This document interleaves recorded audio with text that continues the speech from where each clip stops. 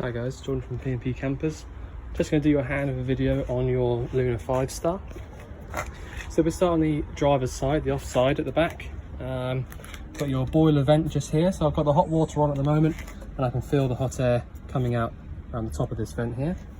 The cover for that is this as well. So that's basically a spider cover or winter cover. To drain the boiler out, you've got this yellow lever here, so if you lifted that upright vertical, it would drain all the water out of the boiler, and so at the moment, unless you need to do that specifically, leave that exactly where it is. Awning winder is in here, so that's how you open the awning up. Gas manifolds, so boiler, heater, fridge and cooker, so they're all individually isolated there. If you wanted to turn them off, you can do that by turning it 90 degrees, and then that'll totally isolate the gas. Water pump is here, and you've also got a water filter as well as strainer on there as well. So that's the water before the van, and then the strainer is just before the pump, so the pump won't get any sort of sediment inside it, but you also won't, you have filtered water coming into the actual van itself. Water cap, so that's just there, push in and round to the right, and then you can lock it up with your key. Hookup point, so that's when you're on your campsite or at home, then you have access to using all of your 240 volt appliances and your plug sockets. Gas locker, so we replaced this vent here on the gas locker. So you've got a 6 kilo propane bottle with a, I can't quite see the date on that, it should say it on the sheet, on the hab sheet. So turn these bottles on, you go anti-clockwise round to the left, and then to switch them off is clockwise round to the right. But if you remember to go all the way on when you turn these on, you won't be able to go wrong, when you go to turn it off. And once you've turned that on, you need to push this green button in here, and that'll allow the gas pressure to actually sort of go up a little bit and pump through into the van. If you haven't had the gas on for a while, you will need to do that. It does say that there, but yeah, so green button, hold it in for a few seconds, and then that'll allow the gas to come through. Your diesel filling point is just here, just literally next to the driver's door, and that's the ignition key going in there to take that out, just like that. In the actual cab, you've got a single din head unit. All these fan settings are here in the middle. Recirculate button, 6-speed manual gearbox. Reverse is lift up the bottom over and up to the top left. Horn is this button on the end of this stalk rather than being here on the actual steering wheel. That's about it. Alright, so you've got electric adjusting mirrors, which is off of this, so you choose which mirror you want to use, so that's the left hand, right hand, and then you can move it around like a joystick to move the mirrors, and then you've got your electric windows as well. So obviously this is diesel, so when you start it up you will need to turn the ignition to on and then wait for the glow plugs to warm up, and that'll be when the yellow light goes off. So where's your yellow light? So that one just there, left hand middle light, if I turn it off and then back on again, that one there, and that's gone out, and now you can start it. One other thing as well, when you're driving, you need to make sure that you turn this gas bottle off, so you can't drive around with it on at all. Look under the bonnet now. We've got on the left hand side, we've got the brake fluid attached to the servo here at the front, or the back, sorry. Power steering fluid just here. Washer fluid goes in this one with the yellow cap. Your engine oil gets topped up from this yellow cap down here, and then you can check it from the dipstick down here. You have got a couple of clips on the side of this dipstick, so you have to squeeze in from there and then take that out. Engine coolant, air filter sits underneath here because that's where your air is going into your engine. your positive for your engine battery is under this little cap down here, because the engine battery sits under the floor and the cab doesn't actually sit under the bonnet. So if you wanted to jump start, positive is there, and then you can probably negative off one of these, or something, a nice earth on the engine somewhere. There's probably a proper point for it, but I'm not quite sure where it is. But yeah, one of these should be okay for earthing if you need to jump start. But yeah, that's where that is. Fridge vents are just here, so that's your two Dometic fridge vents, and I've got it on gas at the moment. I can feel the heat coming out the top right hand side here. The step comes out from this button here. Lovely. And then last thing on the side of the van is your flush fluid goes in here, so that's your pink fluid.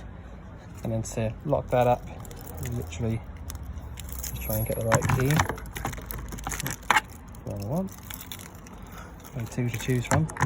Alright, so turn that and then take the key out. That's locked up. The toilet cassette, really simple. All I really need to show you is that you empty it from here. So take that cap off and empty it from there. And whilst you're emptying it, you need to hold that yellow button down. And that's basically a pressure release valve. And yeah, it'll come out much easier like that. To keep this thing clean, you need to empty it out properly, obviously, and then fill it up with a couple of caps full of the blue fluid. Or maybe even just one cap full will be okay. And give it a little swish around and then pop it back in just by doing this. All the way in, so that little yellow lever goes over its sort of catch. Alright, so last thing on the outside, you've got your waste and fresh water drains. So the waste is the one that's down on the floor at the moment, and the fresh is the one on the right there. To actually drain the waste out, you have to do what I've done here, otherwise it's kind of like an airlock kind of thing. It won't sort of allow the water to drain out. It needs to be sort of flat, aiming down, so that gravity can do its thing. But yeah, so that's your fresh and waste. I'll put that back up before we finish up here. Obviously you've got your awning up there, and I showed you where the awning winder is. So to actually wind that out, I can't show you on the video because I've only got one hand, but you wind it out from that right hand side there as far as you want to go, and then you have two legs inside there which you need to pull out, and then literally just put them down, lock them in place, and then there's two little holes in the bottom of the legs, and you can pop two tent pegs in if you want to. You don't have to, but it's best if you do, just to hold it in place. And then that's it. That's all you need to do. It's really easy. We've had it all out as part of the hab check, so it's all good. So yeah. All right, so if I show you on the inside now, start off, do it all in order. So we've got a three-way fridge. So it's a Dometic three-way fridge, and the three ways are gas, mains, electric, and 12-volt electric. All right, so the gas is the one that I've got it on at the moment, the top one.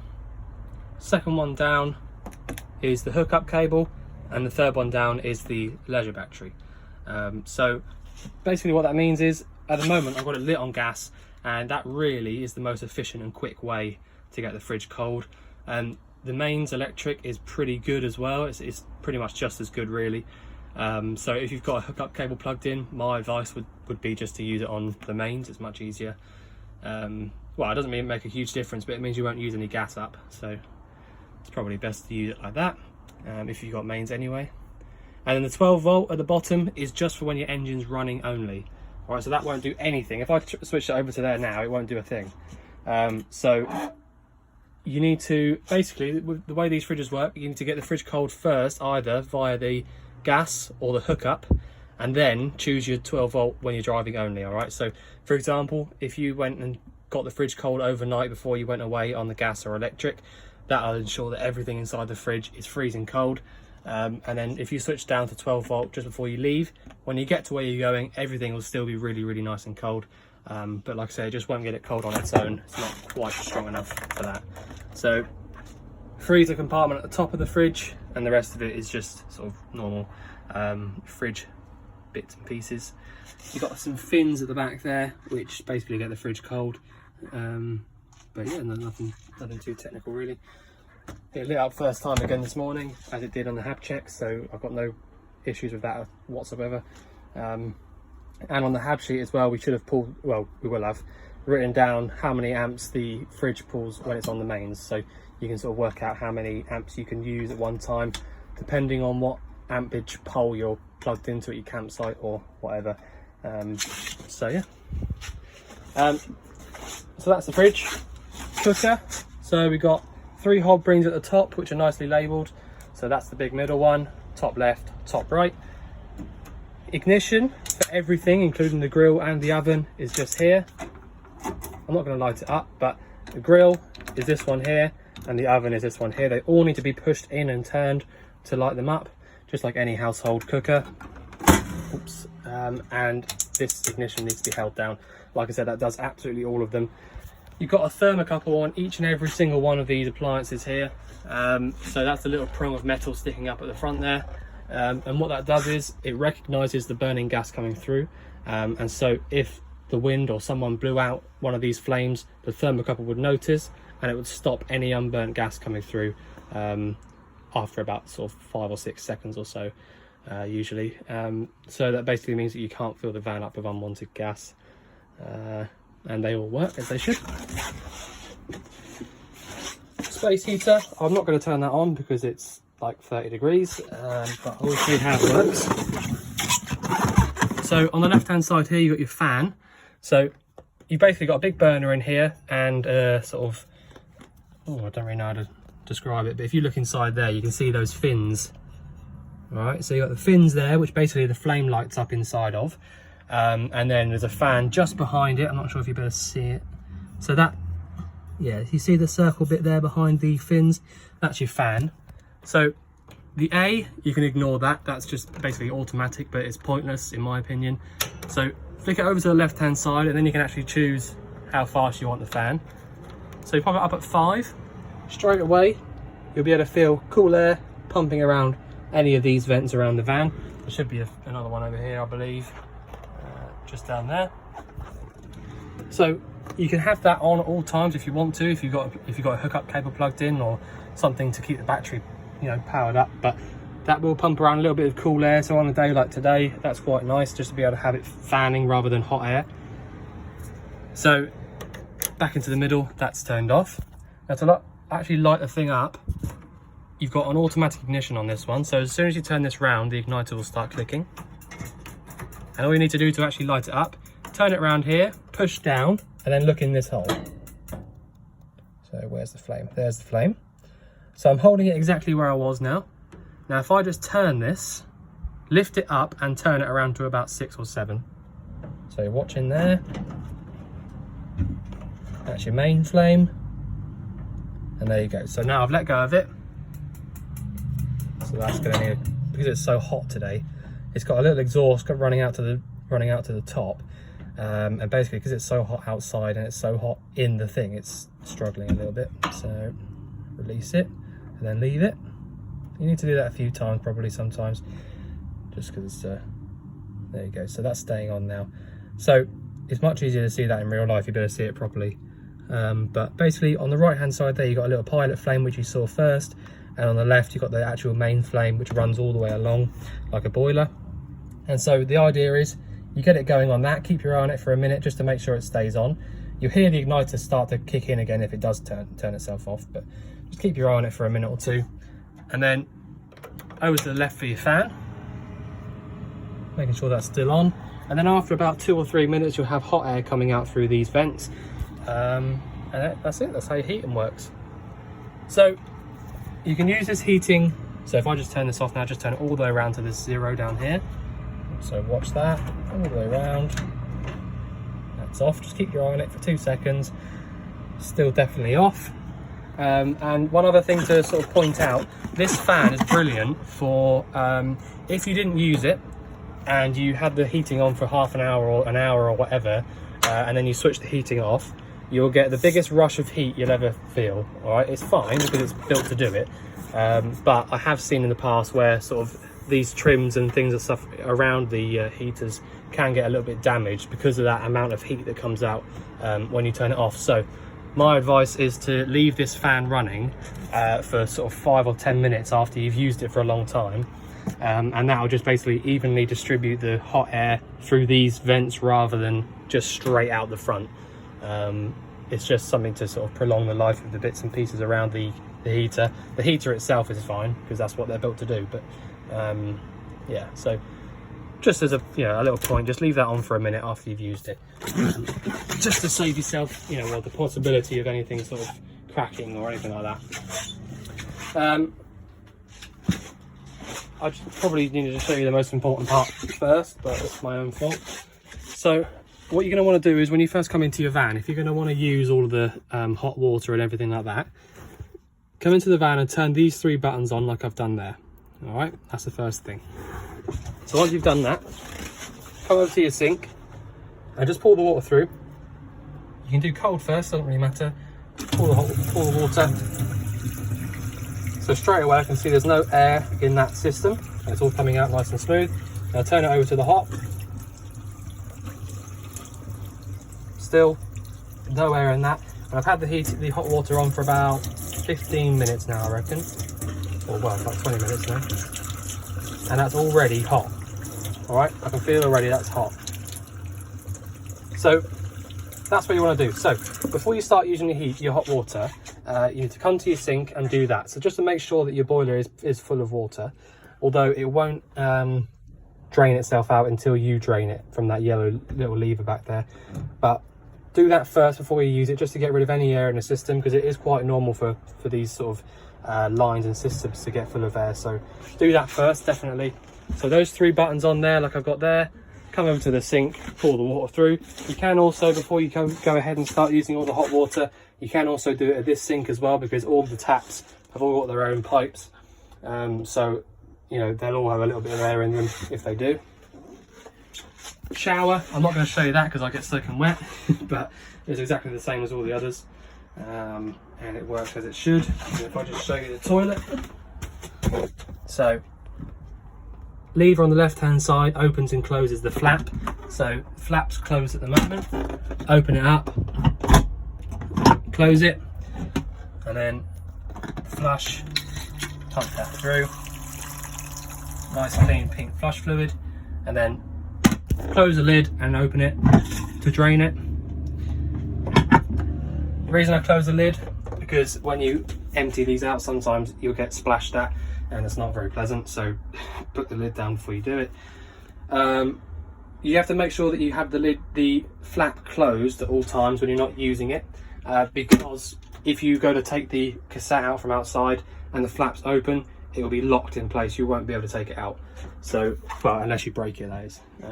So yeah, make sure you leave it closed whenever you're not using it. You got a light in there. Yeah, okay. So probably the last sort of main thing really is your couple of bits in here. So first of all, let me just show you first of all. So if you had a hookup cable plugged in, and down here you've got ultra heat on the left hand side and ultra store on the right hand side. So ultra store is hot water and ultra heat is heating. Okay, and these two are basically isolator switches for your 240 volt appliances. So if you plug the hookup cable in and then switch this button on, your boiler would automatically start to warm the water up via the electric hookup. All right, so you want to leave that one off until you need to use it. The one on the left is an isolator switch for your heating on electric, but you can leave that one on because all that does is powers this little button on the back here. All right, so leave the ultra store off until you want to use the hot water on electric, but you can leave the ultra heat on at all times because all it does is turn on the button. This down here, you've got your trip switches on the right hand side, and your main charger on and off switch and a couple of fuses. That's your sort of ECU or PSU. So that ultra heat switch inside the cupboard there just powers this switch on here. So you've got 50, 500, 1000 or 2000. That's the watts that you need to use. So if I turned it down to 500, that'll go out straight away because I'm not going to hook up plugged in. 1000 or 2000. We've written on the hab sheet how many amps each of those pulls, but that'll only work when your hookup's plugged in and you've got that button on in there. So all that does is it's got an element in the back of this heater as well as the gas side of it. So if you turn it to 500,000 or 2,000, the electric element in the back of there, depending on which one you chose, will heat up, and then you can use your fan to pump around the air just like you did with the gas. Ultra Store is much easier. That's just basically the gas side of the boiler. So all you need to do to light that up is choose your temperature. I've got it on about 50 at the moment, which is what I tend to leave it on. And then just switch it down to this gas symbol. You'll get a green light come on there. It will light up. As long as you've got that cover off of it outside, then it will light up, and that's it. That's all you need to do. You can turn it up a bit more. It's totally up to you. Turn it off, gas goes out, and that's it. So gas for your boiler, electric for your boiler, Ultra Store. Heating on electric, as long as you've got your Ultra Heat button on in there and your hookup plugged in. Gas on the heating is just on the top of the actual heater itself, the space heater. And yeah, so I think that's about it. Quite a lot of buttons around the place, you know, but you pretty quickly get the hang of it. Switch the fridge off, back to the middle.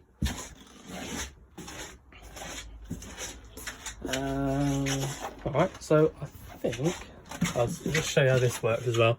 So this is your sort of fan for the van, so you can open up the skylight above it like I have done already with this winder here, and then you can go inside or out. So push that button.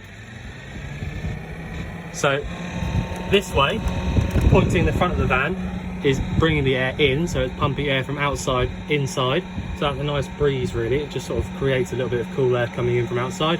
Or go the other way, and that draws air out of the van to the outside when you've got the vent open. So it's basically an extractor fan, if you like, just there. All right, so back into the middle, and that turns it off. So I think I've covered all the things I can cover. Main things really, make sure you've got the cover off the outside of the boiler if you want to use it. Turn the gas off before you drive. Make sure that you pull some water through to make sure there's no air in the system before you use the boiler.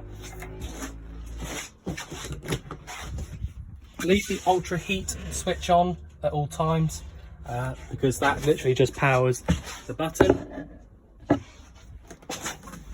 Obviously, make sure that you've got this sort of off at all times until you want to use it.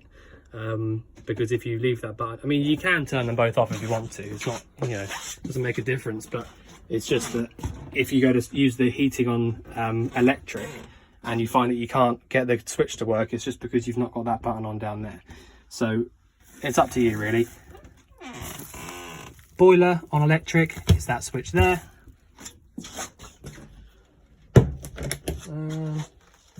Make sure that you close the flap on the toilet before you leave. And I think that's about it. So if you think I've missed anything out, then obviously let us know. If you want anything else covering, also let us know. But otherwise, we look forward to seeing you soon to collect your van. Thanks very much.